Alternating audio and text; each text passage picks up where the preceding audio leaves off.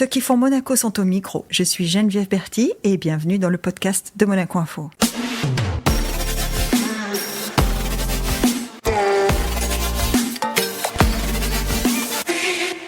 Notre invité du jour peut se vanter d'avoir participé aux grandes heures du paysage audiovisuel monégasque. Sa voix a traversé les époques et les médias, Télé Monte-Carlo, puis en même temps Radio Monte-Carlo.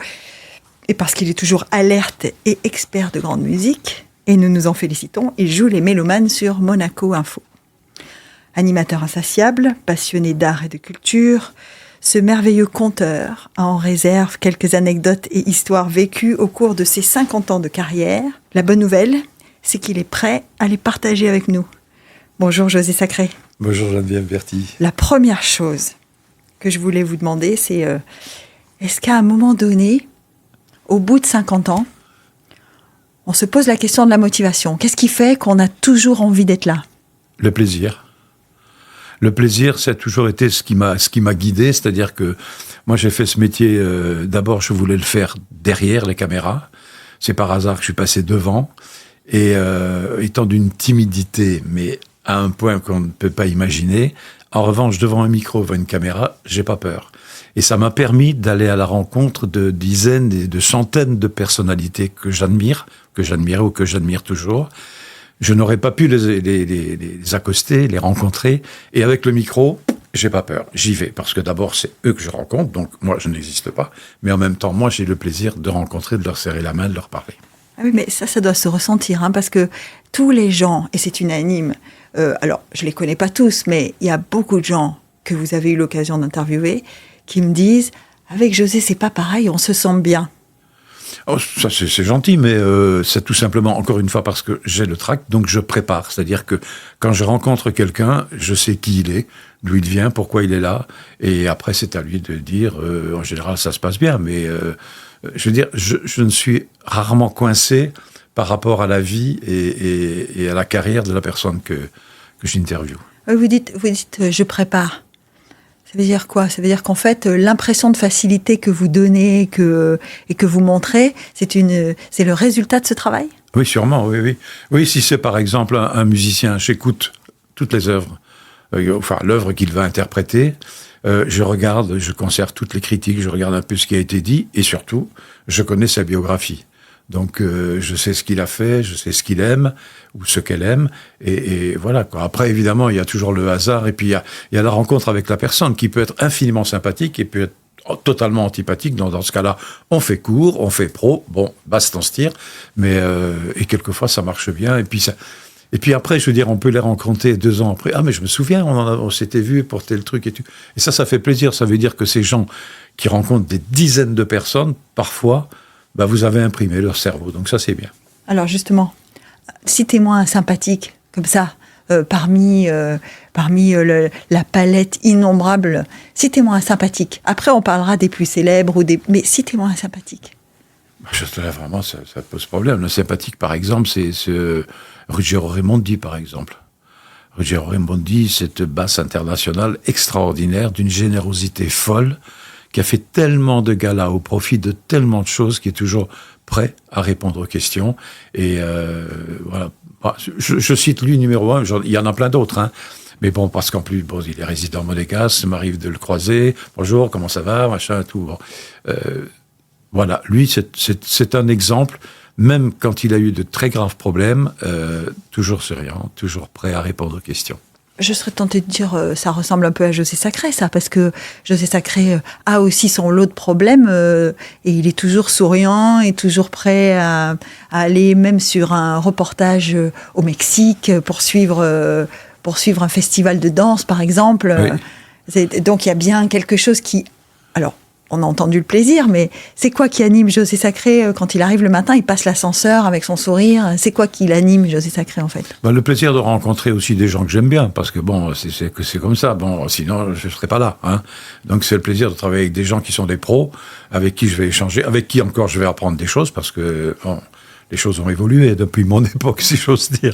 Donc, c'est ça, quoi. C'est toujours le plaisir de savoir que bon, ça va bien se passer. En général, ça se passe toujours très bien. Donc, Vous dites que les choses ont changé depuis mon époque. Il me semble que José Sacré a démarré en passant un concours d'animateur, ou en tout cas en tentant sa chance à un concours d'animateur de Télé Monte Carlo à l'époque, alors qu'en fait, vous vouliez faire du cinéma, c'est ça ? Oui, j'étais dans une école de cinéma en Belgique et j'allais suivre des cours également à l'IDEC à Paris. Et si j'ai le temps, je raconte, parce que c'est tellement extraordinaire, c'est vraiment le... donc j'étais à Paris, je rentre chez moi en Belgique, j'habitais Namur à l'époque. Je prends un train que je ne prends jamais un vendredi après-midi et j'étais seul dans le compartiment avec un monsieur qui lisait François, un journal que je ne lisais pas à l'époque non plus. Il descend quelques gares avant moi, il laisse le journal. Je dis, tu vois, j'avais rien pour lire, je prends le genre à pas de peau, c'est la page des offres d'emploi. Je repose le journal et je vois un encadré, Europe 1, Télé Monte Carlo, recherche animateur, animatrice. Bon. Ah ben voilà. Bon. Ouais. J'arrive chez moi, j'écris. Il y avait eu plusieurs centaines de candidatures sur toute la France, évidemment. En Belgique, je ne sais pas s'il y en avait eu, bon. Et puis, j'ai appris après que déjà, ils avaient, d'après l'étude de l'écriture, choisi un certain nombre de personnes. On était une centaine à avoir été contactés. On s'est rendu à Paris. On ne se connaissait pas, évidemment. Et là, à Paris, je vais à Europe 1. Pour moi, Europe 1, c'était... Je rencontre des gens, Bellemare, qui y avait, je sais plus, il y avait Maurice Biraud, il y avait Jacques-Antoine. Ces gens-là, bon. Ah oui. Et ils nous font faire des tests, des essais de voix, des essais d'interview, etc. Bon, on vous écrira, ok, d'accord, mais moi, ça m'intéressait, j'étais étudiant, je me dis, si je peux trouver un boulot pour l'été, ça mettra un peu de beurre dans les épinards. Et ça se passait avant le printemps, je crois. Et bon, pas de réponse, je dis, c'est pas, je n'y pensais même plus. Je reçois une lettre, je suis convoqué à Paris. Et à Paris, on était une trentaine. Là, on avait des tests en vrai. Ah là, les choses sont devenues sérieuses, là. Voilà. Et on avait des tests en vrai et tout. Hein. Et puis pareil, on vous écrira. Et puis je reçois une lettre et vous êtes convoqué à Monaco. Ah bon ? Monaco, je connaissais... c'est beaucoup plus loin de Namur que Paris, quand même. Hein. En plus, moi, Monaco, c'était le Grand Prix de Monaco, le Prince de Monaco, la Princesse Grace. Mais c'était inabordable. Bon, j'étais jamais venu à Monaco de ma vie, donc... Et je viens, bon, tout innocent, je me dis, bon, bah, on verra bien, c'est un concours. Et donc, pendant une semaine, on était en direct à la télé, sur Télé Monte Carlo, tous les jours, 19h30 à 20h, avec des épreuves en direct, voilà. Et au bout, il y avait un classement, et le classement, j'étais terminé ex aequo premier. Oh là là, voilà. Quelle merveille. Mais c'est vraiment... Mais vous avez eu des supporters de poids, si j'ose dire. Parce que moi, je me suis laissé dire... que le prince et la princesse, à une occasion complètement occasionnelle, avaient manifesté leur soutien, leurs encouragements en tout cas. Oui, j'ai vu ça. On était logés dans un hôtel, c'est plus un hôtel aujourd'hui, sur le port, avec un hôtel-restaurant. Donc, et en rentrant après l'émission, le concierge nous dit aujourd'hui, faites pas les cons, parce qu'il y a le prince et la princesse qui dînent et tout, parce que bon, on était quand même... Pas tous très jeunes. Il y avait déjà dans le concours, il y a des gens plus âgés. Et donc, c'est bon, si le prince et la princesse sont là, on va dîner ailleurs. Non, ils veulent surtout pas, ils sont là. D'ailleurs, je pense qu'ils vont terminer bientôt. Donc, nous, on s'installe, silence et tout. Et quand ils se sont levés, le prince et la princesse, ils sont venus vers nous et ils disent, bon appétit et bon courage, que le meilleur gagne. Bof, pas à moi, hein, au groupe. On était là, on était tous là. Là, on est resté sidérés parce qu'on se dit, bon, ils regardent la télé, c'est pas possible, quoi. Bah, pourquoi pas ? Et voilà, ça, c'était la première fois où j'ai vu de près le prince et la princesse Grace. C'est extraordinaire. On était tous... Quand vous vous êtes installé à Monaco, parce que rapidement, puisque vous avez été retenu dans ce concours d'animateur, vous vous êtes installé ici. Oui. Qu'est-ce qui a été le plus marquant pour vous de cette adaptation à Monaco ? D'abord, j'étais engagé pour 3 mois. Ah oui. Oui. C'était du court terme alors. Oui, non, mais je pense que Jacques-Antoine, qui était le patron à l'époque et qui est resté mon idole toute ma vie parce que c'est de super professionnels, des super professionnels, et quelqu'un d'extraordinaire, donc bon, on va le tester en vrai, quoi. Et on me fait faire une émission qui s'appelle le Schmilblick, qui s'appelait l'Objet mystérieux. C'est-à-dire tous les jours en direct, avec les téléspectateurs, ça n'existait pas en France. On parlait aux gens en direct. Et voilà, il y avait de l'argent à gagner, donc ça marchait du fait de Dieu. 3 mois. Après, rien. J'attends, je me tourne les pouces, j'étais à l'hôtel, et je vais voir Jean-Quentin, je dis, attendez, ça va, là, quoi. Bon, moi, ce que j'ai gagné, là, je le dépense à l'hôtel. Il est hors de question que je demande de l'argent à mes parents pour... Non, moi, j'ai jamais fait ça. Je me suis toujours assumé moi-même. Et il me fait, non, attends, je vais te trouver quelque chose, le temps passe. J'ai dit, mais Jacques, bon, ça va, quoi. Elle me dit, mais écoute, bouge-toi un peu, va voir à la radio, sinon on a besoin de personne. Et je vais voir à la radio. Et on me dit, non, on aura peut-être besoin de quelqu'un parce que là, il y a un animateur qui est en train de faire n'importe quoi. Je crois qu'on va le mettre à pied. Ce serait une bonne occasion pour vous de faire un essai. Merci, au revoir. 15 jours après, coup de fil. Vous êtes libre dimanche matin? Oui, oui. Donc, je viens faire l'émission le dimanche matin. Personne ne m'explique quoi que ce soit, sauf la programmatrice de l'époque, Renée Ravira, paix à ses cendres. Elle vient me dit, je suis là pour t'aider, parce que oui, merci, je ne sais pas comment on fait, mais écoute, tu fais ce que tu dis, tu pousses, tu fais signer aux techniciens. Elle explique le topo, donc voilà, première émission. Et ça a duré? Rien, parce que dans la semaine, je sais pas, j'appelle, je dis, qu'est-ce que je fais là? Mais si on vous appelle pas, c'est bon, vous revenez dimanche. Et je suis resté à la radio jusqu'à la fermeture. Ah bah oui. Parce qu'on parle beaucoup de José Sacré aujourd'hui à la télé, mais José Sacré, avant tout, c'est une voix. Oui et non, parce que ce dont je suis assez heureux aussi, c'est que j'ai eu la chance de travailler sur les 6 ou 7 chaînes nationales de télé. J'ai travaillé sur TF1, France 2, France 3. Vous avez fait tourner le manège, d'ailleurs. Oui, oui.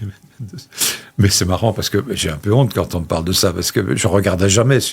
Ça passait à l'heure du déjeuner, on avait des enfants petits, je voulais pas qu'ils voient ça. Mais en même temps, il y a encore des gens aujourd'hui qui me regardent, qui me disent « Vous n'étiez pas dans Tourner Manège, pourtant j'étais pas la vedette, là, je suis dans le tas des animateurs, dans les 3 ou 4 animateurs. » Donc ça a vraiment marqué les gens, mais bon, c'était sympa ça. Alors, tout à l'heure, vous parliez de Monaco Info, et on en était très touchés, mais ce qui me surprend agréablement toujours, c'est l'extrême précision avec laquelle vous avez préparé tous les sujets que vous nous livrez et que vous faites avec nous. Et je me dis, mais vous l'avez évoqué, donc c'est ça la clé de la longévité, du succès, de la qualité, c'est la préparation. Je crois qu'il y a plusieurs choses qui interviennent. Il y a aussi le fait que je ne refuse... non, je ne l'ai jamais rien refusé. C'est-à-dire, si on me fait faire des choses que je ne connais pas, je vais me dire, je vais essayer quand même de les faire. Bon, donc c'est parfois plus de travail, plus de trac, toujours le trac. Mais bon, et on sait que, quoi qu'il arrive, si on a un problème, Sacré est là pour remplacer. Voilà. C'est comme ça que, par exemple, à la radio, ça m'a fatigué quand même. Hein. J'ai fait quand même pendant plus de 20 ans, 5h, 7h du matin, en terminant à la télé, parfois à minuit. Donc, bonjour. Et en même temps, je l'ai su plus tard, on me donnait cette tranche parce que j'étais susceptible de remplacer tous ceux qui, dans la journée, partaient en vacances, étaient malades. Combien de fois Jean-Pierre Foucault me téléphonait, me dit, lui, il était juste derrière moi. Non, il était un peu plus tard. Un peu plus tard, ouais. Dans la matinée, 9h, midi. Ouais, quelque chose comme ça. Ouais, tu peux me remplacer parce que... j'ai dit, ouais, mais non, mais je peux pas venir, je suis pas bien, je suis fatigué et tout. Combien de fois j'ai fait ça? Mais c'était sympa parce que ça m'a permis justement de toucher à toutes les tranches. Et j'ai même animé le hit parade, mais j'étais jeune à l'époque. Hein. Bon, il n'y a pas d'âge. Non, la radio, ça ne se voit pas. Non, et puis surtout, il n'y a pas d'âge pour l'enthousiasme. Moi, c'est ce que j'ai envie de vous dire. Quand on voit l'enthousiasme avec lequel vous abordez certains sujets, et même, comme vous le disiez, des sujets que vous n'avez pas spécialement envie de faire au départ, quand on voit cet enthousiasme, on se dit quoi? On se dit qu'on aurait envie de donner des conseils à la jeunesse, ou ça fait vieux de dire ça? Non, mais c'est bien de travailler avec les jeunes, parce qu'effectivement, par exemple, pour filmer un concert, c'est pas évident. Ouais. Et on peut arriver à trouver un caméraman qui n'a jamais vu de concert de sa vie. Alors je leur dis toujours, mais des fois ils ont le trac parce qu'ils se disent, oui, c'est impressionnant, il me parle, machin. Je dis, filmez avec les oreilles. C'est-à-dire, vous filmez, ça joue, ne coupez pas n'importe où. Attendez qu'il y a un récital de violon, un solo de violon, un solo de piano. Allez jusqu'au bout avant de couper. Parce que quelquefois, quand on monte, on dit « Ah tiens, ça c'est bien. » zut. Bon, voilà, c'est ce genre de conseils. Mais non, ils connaissent mieux leur métier. C'est un petit peu comme dans la musique. Je pense qu'aujourd'hui, les gens qui sont sur le marché, j'ai plein de copains musiciens qui me disent, les jeunes qui arrivent, qu'est-ce qu'ils sont forts. Ils sont 1000 fois meilleurs que nous. Ils ont été mieux formés. Et je pense que dans tous les métiers, c'est comme ça, quoi. Je veux dire, les jeunes qui suivent des études aujourd'hui... Avant, il y avait beaucoup de gens qui étaient sur le métier par hasard, ils faisaient ça parce qu'ils ne savaient pas faire autre chose, et que petit à petit, ils apprenaient sur le tas, sur le métier. Mais maintenant, les gens diplômés d'école, ils arrivent, ils connaissent leur boulot, quoi. Alors évidemment, il y a l'habitude, il y a les tics du métier à apprendre, mais je pense que ils sont très très bien, quoi. Vous considérez que vous avez appris le métier sur le métier? C'est ça que vous me dites? Oui, parce que je voulais faire mon metteur en scène de cinéma. J'ai jamais voulu faire ce métier-là, jamais.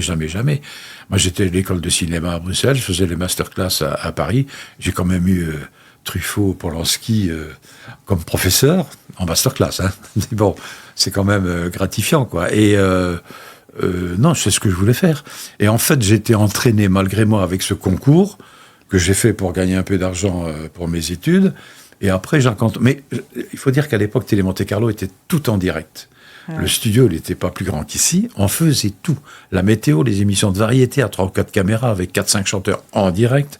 On faisait on faisait tout en direct. Et ça me plaisait. Ça, le direct, le track du direct. Ouais. Petit à petit, je me suis mis à réaliser des émissions. Et voilà, quand j'ai terminé mon cachet avec Jacques-Antoine, après les 3 mois, on discute et tout. Je dis, mais ce qui me plaît, c'est la réalisation, parce que moi, c'est ça. Mais il me dit, la télé, moi, je voulais retourner à l'école, rentrer chez moi, continuer. Je savais pas. Il restait 1 an à faire. Je veux continuer à avoir mon diplôme. Ça s'apprend pas à la télé, ça s'apprend pas dans les écoles, ça s'apprend sur le tas, avec moi. Et bon, après, je vous ai raconté, la radio, machin, je suis resté, et puis il m'a trouvé des émissions. J'ai fait un peu toutes sortes d'émissions possibles, imaginables. Mais alors, avec toutes ces émissions possibles, imaginables, tous ces directs, alors, si on devait donner un nombre approximatif de stars, de gens influents, de gens connus qui ont partagé la scène ou qui, en tout cas, qui ont répondu à vos questions, on en aurait combien? Je sais pas. Je sais pas du tout, parce que quand j'étais vraiment actif, c'était presque tous les jours. Par exemple, quand je faisais l'émission de variété, ça s'appelait Rendez-vous à TMC, c'était essentiellement l'été, à partir de début juillet jusqu'à mi-septembre. Tous les jours, on avait 3-4 vedettes qui venaient. Et par exemple, je me souviens de première télé de Véronique Sanson, c'est à TMC. Et sur un piano qui n'était même pas accordé, son producteur me dit, tu vas voir cette fille, ça va devenir une star. Elle n'avait même pas de disque, elle avait juste une bande. Et par exemple, voilà, bon, après, Johnny Hallyday, 3-4 fois. La première télé de Jane Birkin, Serge Gainsbourg, Je t'aime moi non plus, c'était à TMC. Et là, c'était moi qui réalisais. On l'avait réalisé un matin, en noir et blanc à l'époque. Hein. Un matin, on avait été déjeuner avec eux, invités par la maison de disques, avec tous les programmateurs de la radio. Donc ça, c'est des souvenirs extraordinaires. Et tous les jours, on avait 3-4 vedettes en direct. Et c'était pas pendant les vacances, c'était bien, c'était parfait. Parce qu'il y avait toujours beaucoup de monde sur la côte. La côte, c'était le lieu où, grâce à la radio et à la télé, démarraient les carrières. Et d'ailleurs, Eddie Barclay, paix à ses cendres, que je connaissais très bien, qui était à Saint-Tropez, m'avait toujours dit, quand tu as un problème, tu m'appelles, j'ai toujours un chanteur disponible. C'est comme ça que l'année où Dave a sorti son premier disque, il est passé 7 fois dans l'émission de TMC. Il me l'a rappelé récemment, parce qu'il était en concert ici à l'Ermitage, il me l'a rappelé récemment, il me dit, tu le dis pas parce qu'on va croire que je file du pognon. Je dis non, mais ça me dépannait bien, parce que si à 14h, quelqu'un téléphonait et disait je peux pas venir, bon, il me fallait un chanteur vedette, et évidemment, Barclay, il mettait en promotion les gens dont il avait sorti le disque quelques semaines auparavant, voilà. Et ça se passait comme ça, donc toujours très bon enfant. C'était ça le secret d'ailleurs, c'est que l'industrie, en tout cas la télé telle qu'on la connaît aujourd'hui, s'est construite sur une histoire de famille, en tout cas une histoire de copains ou des gens qui ont décidé de faire ça ensemble et qui se rendaient des services mutuellement. Est-ce que ça, c'est vous avez l'impression que ça perdure? Je ne sais pas, mais déjà à l'époque, c'était pas toujours famille. Hein. C'était bon, il y avait des dessous de table, ça on l'a su. Pour certaines, d'ailleurs, moi, j'ai quelqu'un m'a dit si tu veux, j'ai dit attends, moi je ne mange pas de ce pain-là. Et cette personne a commencé à me raconter des choses. Bon.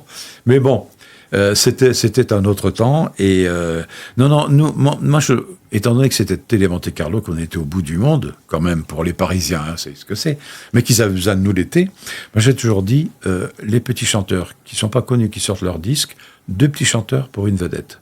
S'il n'y a pas une vedette, je veux pas de petits chanteurs. Et on a toujours fonctionné comme ça, et ça se passait très très bien. Sauf cas exceptionnel où vraiment, mais ça, voilà, c'était notre fonction, notre manière de fonctionner. Et ça s'est toujours très très bien passé. Et même pendant l'année, comme j'avais une émission qui durait, ça s'appelait Rendez-vous à TMC, donc c'était un peu les nouvelles de Monaco, et on me demandait quand même de temps en temps d'avoir un chanteur, parce que l'hiver, il ne se passait pas toujours des choses pour faire 30 minutes. Et donc, c'était difficile parce que tout était gratuit. On n'a jamais payé personne. Ah, important. Détail important. Les chanteurs. Claude François, avec qui j'étais très ami, j'ai retrouvé des photos récemment parce que j'ai rien gardé comme photo, mais c'est une dame dans la rue qui me voit passer tous les jours et me dit, j'ai retrouvé des photos de Claude François avec vous. Est-ce que ça vous intéresse? Je dis, oh, oui, ça c'est un souvenir parce que bon. Et Claude François venait chaque été 3 ou 4 fois dans l'émission. Et un jour, le directeur, pas Jacques-Antoine, le directeur, me dit, dis donc, Claude François, il vient 4 fois dans l'été, c'est que ça l'intéresse. On ne pourrait pas le faire payer. Bon. Justement, moi j'entends tous ces noms, j'entends tous ces gens qui ont croisé votre route, ou en tout cas vous avez croisé la leur, on peut prendre ça dans un sens ou dans l'autre. Et on se dit, mais pourtant José Sacré, vous n'avez jamais souhaité attirer la lumière. Non, parce que si on vous compare à des animateurs ou à des vedettes de la télévision d'hier et d'aujourd'hui, qui finalement sont devenus... Enfin, moi, il y a un nom qui me vient en tête, c'est Yves Mourouzi, qui présentait le Trésor de TF1, était pratiquement aussi connu que les gens qui le recevaient. Ce qui n'est pas votre cas. Si, ça l'est, oui et non. Vous êtes connu des gens, mais vous n'êtes pas une star pour eux. Non, je ne peux pas être une star. Je dis, je suis timide, je suis malade. Quand on me regarde, je ne suis pas bien. Et quand je faisais tourner Manège, c'est une émission extrêmement populaire. Je prenais l'avion 2-3 fois par semaine. Il y a plein de gens qui me regardaient. Je me mettais dans le fond de l'avion avec le journal. Bon. Et en plus, c'est vrai que à la télé, je vous disais tout à l'heure, on peut être une star parce qu'on est devant une caméra, mais il faut assumer quand on est une star. Un exemple, c'est Jean-Pierre Foucault, avec qui j'ai travaillé pendant très très longtemps, qui est un très bon ami. Foucault, c'est une star. Foucault, il aime être sur scène, il aime parler, il est très bien. Moi, j'aurais pas pu. En plus, quand j'ai fait tourner Manège, j'ai eu des propositions après. Mais il fallait habiter Paris. Et ça, mon épouse n'a jamais voulu habiter Paris. Alors, il fallait choisir entre Paris et mon épouse. Souvent, quand on se dispute, je lui dis, tu sais, si j'avais fait à Paris, sans être une star, si j'avais travaillé autant à Paris qu'à Monaco, on aurait 2 appartements à Monaco. On n'en a pas, mais c'est la faute à qui? Je plaisante. C'est vrai. Ce que vous me dites, c'est que ce qui a guidé vos choix professionnels, au-delà, parce qu'à un certain moment, évidemment que le début de votre carrière, c'est de l'opportunité, mais ensuite, ce sont des choix quand même. Oui. Voilà. Ce qui a guidé vos choix, c'est avant tout des considérations familiales ou des considérations de couple, des considérations en tout cas de choix de vie, plus que de choix de travail, c'est ça? C'est-à-dire, oui, essentiellement. Bon, une fois ou deux, Jacques-Antoine, quand il s'est installé définitivement à Paris, on s'est presque fâché parce qu'il m'avait dit, je ferai de toi le nouveau Bellemare. C'est un compliment. Et j'ai pas suivi. C'était une belle perspective, quand même. Oui, mais j'ai pas suivi. Pierre Lescure, avec qui je travaillais tous les jours, la même chose. Pourquoi tu viens pas travailler à Paris? Bon, voilà. Oui. Mais aussi parce que, mais ça c'est juste pour me justifier, à Paris, j'aurais fait quoi? Je ne sais pas. À Paris, j'aurais fait, je dis n'importe quoi, je ne suis pas journaliste, donc je n'aurais pas fait présentateur de journal télévisé, mais j'aurais présenté un certain style d'émission. Voilà. À Monaco, j'ai tout fait. Oui. J'ai fait de la réalisation, j'ai fait de la production, j'ai fait de la présentation, des variétés, du classique. J'ai interviewé des centaines de personnes que j'aurais jamais pu imaginer rencontrer un jour. Et c'est ça qui est extraordinaire, quoi. À Paris, j'aurais pas fait ça. J'aurais été forcément, comme ce le sont aujourd'hui tous les gens qui travaillent à haut niveau, spécialisés dans un domaine particulier. Le fait que vous disiez avec beaucoup d'humilité, j'ai rencontré la planète entière parce que j'étais à Monaco, mais en tout cas, beaucoup de monde parce que j'étais à Monaco, c'est aussi parce que vous avez cette curiosité. Moi, on parle souvent et vous me dites, vous me parlez de musique, mais vous me parlez aussi théâtre, vous me parlez cinéma. Vous êtes un grand amateur de cinéma. Ah oui. Bon, en dehors du fait que vous auriez aimé en faire votre métier, aujourd'hui, vous êtes un cinéphile, qu'on appelle un cinéphile. Oui, mais là, j'ai fait des études de cinéma, je voulais être metteur en scène. Je voulais être, Et après, j'ai fait pendant très longtemps une petite émission sans prétention qui s'appelait Télécinéma. Et ce qui me fait plaisir, c'est qu'un jour, j'ai reçu 2 fois une invitation d'un jeune metteur en scène qui m'invitait à la présentation d'avant-première. Une fois, c'était à La Colle-sur-Loup, une autre fois à Antibes, de son premier film, me disant « Je fais du cinéma grâce à votre émission. Je regardais votre émission Télé-Cinéma et c'est ce qui m'a donné envie de faire des études et finalement de faire du cinéma. » Donc voilà, c'est des petites choses qui, après, vous renvoient une satisfaction. Bon, c'est personnel, personne, je le raconte là, mais personne ne le sait. Et puis de toute façon, ça intéresse personne. Mais moi, je me suis dit, tiens, tant mieux. Et c'est encore une fois des émissions qui étaient faites sans argent. Je découpais des photos dans les journaux, vous vous rendez compte? Parce qu'à l'époque, évidemment, il n'y avait pas Internet, pour pouvoir éviter de me voir à l'antenne, pour passer sur des photos, pour annoncer des extraits de films. Voilà. Mais c'était quelque chose qui... Donc, c'est vrai que le cinéma, ça m'a vraiment passionné. En plus, à l'époque, la Victorine, on tournait encore beaucoup. Donc, j'allais souvent à la Victorine et j'ai rencontré plein de metteurs en scène, Terence Young, surtout François Truffaut, qui est venu plusieurs fois alors qu'il ne se déplaçait pas à TMC pour parler de ses films. J'ai fait de la figuration à peine visible dans certains films.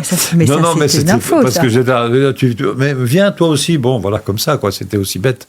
Et non, c'était une passion. C'est toujours une passion, le cinéma. Oui, j'ai toujours beaucoup aimé. Maintenant, les choses ont changé aussi. C'est pas... Vous n'avez pas que le cinéma et que la musique, que la danse, puisque vous aimez beaucoup les ballets de Monte-Carlo. Vous les suivez d'ailleurs pour nous, et c'est un bonheur. Vous les suivez partout dans le monde. Je parlais de Mexique tout à l'heure, mais il n'y a pas que. Bon souvenir, oui. Bon souvenir, oui, effectivement. Moi, je me suis laissé dire, mais pas seulement par la Vox Populi, mais aussi par vous, que vous aimez le sport. Oui, j'aime le sport aussi, oui, mais pourtant, je n'ai pas le physique d'un sportif. Non, j'aime le sport à la télé. Alors, est-ce que c'est parce que j'aime la télé et que la télé filme bien le sport que j'aime le sport? Mais c'est vrai que j'aime le sport, oui. Par exemple, je ne pouvais pas voir un match de rugby. Et je me suis laissé tenter par le premier match, l'équipe de France, et deuxième, troisième, maintenant, je regarde des matchs de rugby. Et ça me plaît bien parce que c'est bon, c'est vrai. La boxe, c'est pareil. Bon, j'ai un fils qui adore les sports et donc on regarde beaucoup de sport à la télé. Donc, combat de boxe au départ, mais j'en ai vu plein. Donc, je suis content qu'à Monaco. Vous avez vu Hugo Mikalev faire son KO l'autre soir, hein? Oui. Donc, le basket, c'est pareil. Le basket, je comprenais pas. Mais bon, on a la chance d'avoir une équipe extraordinaire. Donc, chaque fois qu'il y a un match à la télé de l'équipe de Monaco, je regarde. Et ça me passionne. J'aime ça. Et pourtant, Dieu sait si j'ai fait du cyclisme. Mais c'était il y a très, très, très longtemps. Ce qui est charmant, c'est que vous dites, je ne sais pas si c'est parce que j'aime la télé, que j'aime le sport à la télé, ou si c'est parce que j'aime le sport. Vous aimez fondamentalement la télé, en fait. Oui. Vous aimez l'outil? Comment? Vous aimez l'outil? Oui. Le fait que cette lucarne ait permis d'établir un contact à l'intérieur de la société, c'est quoi qui vous... Oui, c'est ça. Il y a ça en tant que présentateur, en tant que réalisateur de reportages, etc. Et quand je faisais de la réalisation directe, c'était le super pied, quoi. Parce que, essentiellement des émissions de variété, j'écoutais les disques, etc. On faisait une petite répétition, un découpage. Ça m'excitait, j'aimais ça. Bon. Mais dites-moi, pour un timide, vous aimez quand même beaucoup l'adrénaline, hein? Oui. Parce que... Oui, mais mais dans la coulisse. Dans la coulisse, pas devant. Devant.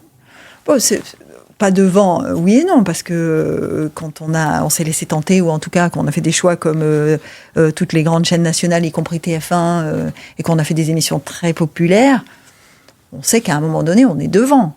Donc, même si on lit son journal caché au fond de l'avion, on sait bien qu'on n'est pas totalement anonyme. Oui, mais bon, on parlait de TF1, là, c'était une équipe aussi, ça. On était une bonne bande de rigolos, on s'amusait, moi j'ensemble et tout, c'était... Donc, il y a aussi le fait de l'ambiance. Encore? Oui. Encore. Donc, pas seulement pendant le concours d'animateurs, vous faisiez les cons après. Oui, aussi, oui. Parce qu'on entend beaucoup, quand on vous écoute, là ça fait un petit moment qu'on parle tous les deux, quand on vous écoute, on entend beaucoup de sourires au fond de votre voix.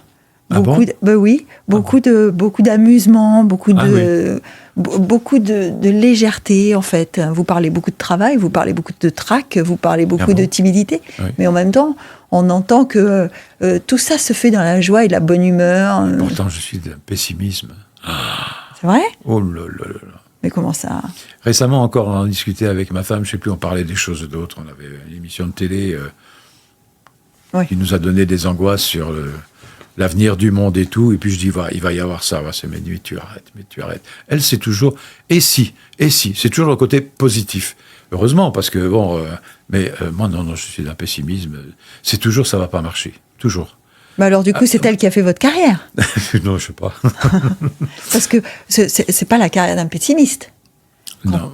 C'est plutôt la carrière de quelqu'un qui dit « et si » tout le temps. Vous faites 3 mois, vous restez, vous passez un concours, ça marche, vous tentez une émission, ça fonctionne, vous appelez Eddie Barclay pour avoir cette fois le même chanteur dans l'été parce que vous avez besoin de solutions.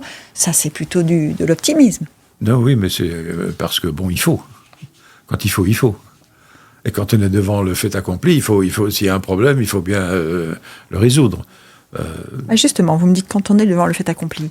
Quel est, si vous deviez citer un moment, là, je ne peux pas dire le nombre d'années, mais si vous deviez citer un moment où vous vous êtes retrouvé au pied du mur, devant le fait accompli, devant quelqu'un qui vous a vraiment poussé à être stressé, traqué, ce serait quel moment ?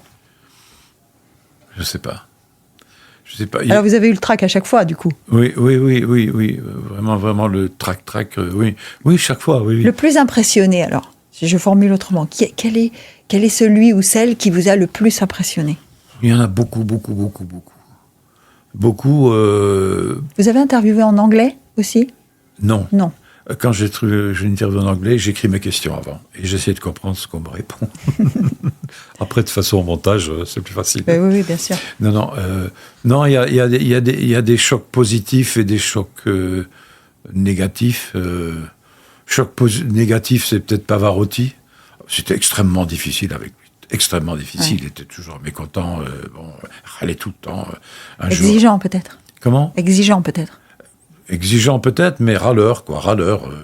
Je me souviens, je ne vais pas la citer, mais il répétait à l'opéra, et nous, on attendait qu'il arrête de répéter pour l'interview, moi et une collègue femme de la radio, et qui avait une superbe robe verte.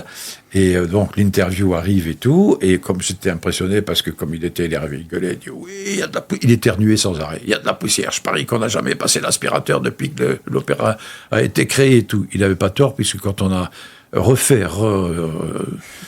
la scène, on a trouvé effectivement une épaisseur de poussière sous le banc. Et donc il était très énervé, et puis il vient vite, interview, vite. Et moi, galant, je dis à la dame, que je ne citerai pas, vas-y, fais-toi, toi, oui. Il la voit, il fait « dehors ». Et alors, l'attaché de presse me dit « mais elle a une robe verte, il déteste le vert, ça porte malheur ». On dit souvent d'ailleurs que les gens de scène n'aiment pas le vert, ça c'est vrai. Alors, ça porte malheur. Et il met en colère tout de suite, et donc, au suivant. Et le suivant, c'était moi. Donc là, qu'est-ce qu'il va... On a le micro qui tremble un peu quand même. Donc c'était une autre fois... il donnait un gala au profit de je ne sais plus quelle œuvre. Bon. Il nous reçoit, ça se passait bien. Et puis alors, il dit au caméraman, il me dit, moi, assieds-toi à ma place. Je m'assois à sa place. Il va à la caméra et il dit au caméraman, non, il fait le cadre, lui. Après, il retourne et dit au caméraman, tu mets en marche et tu sors. Ah oui, C'était Lionel Bernardi, il peut vous raconter l'histoire, il est sorti, et on a fait l'interview, il était sûr de son cadre, donc il n'y avait pas de plan serré, c'était le cadre qu'il avait choisi. Bon, c'est amusant. Mais là, je sais que chaque fois, c'était vraiment le super track, parce que qu'est-ce qui va se passer ? Est-ce qu'il va dire oui ? Est-ce qu'il va dire non ? Bon, voilà. L'interview, c'est toujours un peu, alors la loterie, c'est un grand mot, mais c'est toujours un peu une partie de poker. Ça peut fonctionner comme ça peut ne pas fonctionner. En l'occurrence, surtout, moi, je pense à l'époque où vous interviewiez des gens dans la longueur. Interviewer des gens dans la longueur, même si on prépare, à un moment donné, c'est aussi ça marche ou ça marche pas. Oui. C'est-à-dire que là, il faut écouter. Et à ce moment-là, si vous écoutez, c'est une conversation. Ouais. C'est-à-dire par rapport à ce que la personne dit, même si elle ne répond pas à ce que vous aviez l'intention. Vous lui avez posé la question en attendant, en supposant une réponse. Si elle répond à autre chose, vous enchaînez là-dessus. Et ça peut aller très vite et très loin. Ça peut passer très vite. Je crois que en même temps, ce n'est plus une interview, ça devient une conversation. Et c'est peut-être plus intéressant, je ne sais pas. En tout cas, pour celui qui mène cette interview, c'est plus intéressant. Pour le public, je ne sais pas. Si vous deviez refaire aujourd'hui votre carrière, est-ce qu'il y a des choses que vous changeriez? Une question embêtante, plein de choses évidemment. Ben, j'essaierai quand même de faire un film. Et peut-être de la mise en scène d'opéra, parce que j'ai tellement l'opéra, c'est l'art total. Ah, parlons d'opéra, Oui. parce que je sais que vous avez une relation privilégiée, en tout cas, avec Cecilia Bartoli. Son arrivée à Monaco, ça vous a, j'imagine, émerveillé ou pas? Ah oui, émerveillé complètement. Et complètement, parce que bon, je me suis dit, non, j'ai eu un peu peur, je me suis dit, si elle dirige, ça veut dire qu'elle va s'arrêter de chanter. Pas du tout. Donc je crois qu'elle l'a encore pour quelques années. Ce qu'elle chante, d'abord, c'est une chanteuse absolument extraordinaire. C'est une des meilleures au monde. J'ai des disques d'elle. Personne ne fait ça. Bon, c'était il y a quelque temps, mais bon, elle est toujours exceptionnelle. Elle est d'une gentillesse, mais d'un professionnalisme qui parfois, est difficile à vivre pour ceux qui la rencontrent. Mais elle est extraordinaire. Bah, avec vous, elle est bien tombée. Ah oui, oui. Deux professionnels. Oui. Voilà, tout va bien. Vous vous entendez bien. Oui, et en plus, ses goûts musicaux correspondent aux miens. C'est-à-dire qu'elle adore profondément la musique baroque, qui devient à la mode un peu partout. Ici, on en faisait moins. Donc, elle va chaque année mettre 1 ou 2 opéras baroques parce qu'elle adore ça. Donc ça, je suis content. Et puis elle va, moi, je sais pas, elle a plein d'idées. Donc, je pense que ça va être formidable. Non, c'est quelqu'un que j'admire beaucoup et que vraiment, et c'est le travail. C'est le travail. Malgré son immense talent, le travail, je l'ai vu répéter, c'est le travail. Oui, José, on parle beaucoup de travail depuis le début de cette conversation. On parle beaucoup de talent, parce que finalement, tout ça, c'est du talent. Et on n'a pas parlé de chance. Ah, peut-être, oui. Peut-être, oui. Je joue l'auto, j'ai jamais gagné. Si, j'ai gagné une fois. Ah, si, quand même, j'ai gagné une fois. Ah, ça, il faut que je rappelle quand même. Je pense que vous avez gagné plus d'une fois, personnellement. Mais... Quand je suis arrivé à Monaco, bon, j'étais heureux de découvrir tout. Je vois, tiens, l'auto, jamais je joue l'auto, je joue l'auto. Ça s'appelait l'auto national français, quoi. Bon. Et j'ai gagné une belle somme d'argent qui m'a permis, justement, de rester sans travailler à l'hôtel pendant quelques temps. Mais c'était pas de quoi acheter un appartement à Monaco, malheureusement. Donc, parfois, il y a la chance. Mais non, je crois que la chance, c'est ça, c'est la chance, la chance. La chance, oui, enfin, en tout cas, l'opportunité qui se présente. Parce que la chance, le train que je prends, que je ne prenais jamais, le journal, le truc. Oui. Bon, là, après, c'est le hasard, je sais pas, mais ça, c'est vraiment la chance, ça, c'est sûr. Vous croyez au destin ? J'y crois après coup. Parce que ce dont on parle là, c'est d'un destin, José. Je sais pas, non, pas vraiment, non. Un destin, c'est une grande chose. C'est une grande chose d'avoir construit la télévision d'aujourd'hui, d'avoir participé à son développement et à sa montée en maturité. C'est quand même un destin. Oui, mais je n'ai pas fait d'œuvre. Je n'ai pas créé quelque chose. Voilà. Et ça, peut-être que j'en ai pas le talent. J'ai envie d'écrire et j'écris et j'arrête. Je crois que j'ai pas le talent. Puis je suis aussi très feignant quand je suis tout seul face à une feuille de papier. Et c'est vrai que je vous parlais du film. J'aurais aimé savoir si j'étais capable... J'en ai fait des films à l'école de cinéma, j'ai fait des courts-métrages, bon. Mais un vrai film, diriger une vraie équipe et tout, je ne sais pas. J'aurais aimé savoir si j'étais capable. Mais ça demande tellement d'investissement qu'on ne fait pas confiance à quelqu'un qui arrive comme ça. Bon. Ou alors il faut s'appeler, avoir un grand nom, quoi, être une vedette de cinéma ou une star de la chanson, bon. Vous savez, le travail en équipe, c'est pas seulement au cinéma, c'est tout le temps. Là, ce que vous faites tous les jours, ce qu'on fait tous les jours quand on fait de la télé, donc c'est finalement ce qui vous définit, c'est travailler en équipe. Oui. Mais ce qu'on fait, nous, et ça c'est formidable aussi, c'est que c'est du vent. C'est-à-dire que ça part. Avant, ça partait sur les antennes dans l'espace. Ça part dans l'espace vidéo, Internet, etc. Mais un film, c'est une chose qui existe, c'est une œuvre qui existe sur une boîte et qu'on peut passer, diffuser, etc. C'est une œuvre.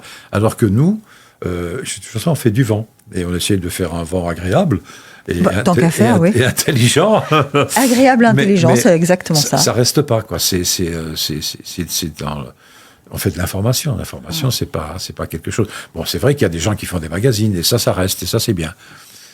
Mais vous aussi, d'ailleurs, vous en faites un. On en a fait quelques-uns, oui. J'aimerais bien en faire encore quelques-uns avant de mourir. Oh, quand même. Je voulais aussi savoir, quand on est belge, qu'on grandit en Belgique et qu'on fait pratiquement, pour ainsi dire, toute sa carrière à Monaco, qu'est-ce qu'on finit par se sentir? Est-ce qu'on se sent toujours belge ou est-ce qu'on est finalement mélangé à la fin? Non, oui, on est mélangé à la fin. Je vis ici, maintenant. Quand mes parents vivaient encore, je disais, je rentre chez moi. Maintenant, chez moi, ici, c'est ma famille, quoi. C'est bon, mais c'était toujours chez moi, quand même. Maintenant, c'est ici chez vous ou c'est toujours la Belgique? Non, c'est ici maintenant, c'est ici, oui. Moi, j'ai plein de souvenirs. Il y a des choses qui me plaisent dans la culture, dans la littérature, dans ce qui se passe en Belgique. Bon, dans le cinéma, d'ailleurs, en ce moment, ils sont très... Mais non, maintenant, c'est ici, c'est chez moi, oui. Ou chez moi, c'est ici. Alors, qu'est-ce qu'on peut vous souhaiter, maintenant? Écoutez, que ça dure encore quelques mois, voilà quoi. Un peu plus que quelques mois quand même. Et puis que je puisse encore rencontrer des gens que j'admire et que j'ai pas rencontrés, ça peut encore arriver. Voilà. Non, je sais pas.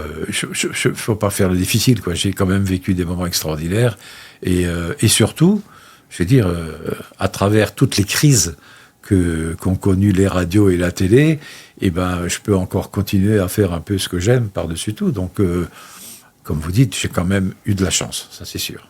Et nous, on a beaucoup de chance de vous avoir avec nous. Ça c'est gentil. Donc que ça continue. Merci. Et merci José d'avoir partagé ce moment avec nous. Merci Geneviève, merci infiniment.